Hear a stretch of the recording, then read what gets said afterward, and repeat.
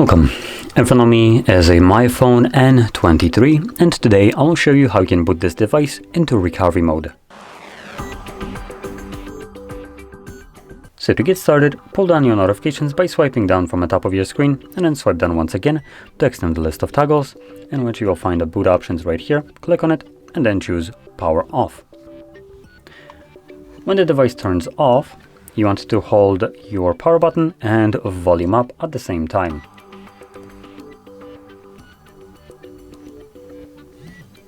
Now when you see the boot options, you can let go of the buttons, and then using only volume up, you want to select the first one, which is recovery mode, and press volume down to confirm it.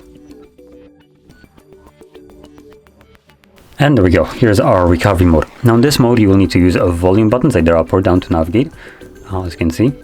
And power button will be used to confirm whatever is selected. Now going over the options, we have things like reboot system now, which takes us back to Android, a reboot to bootloader, which will bring us back to the previous page that we've seen with the three options. Enter fast boot mode, apply updates from ADB or SD card, wipe data, mount system, view logs, run tests, and power off.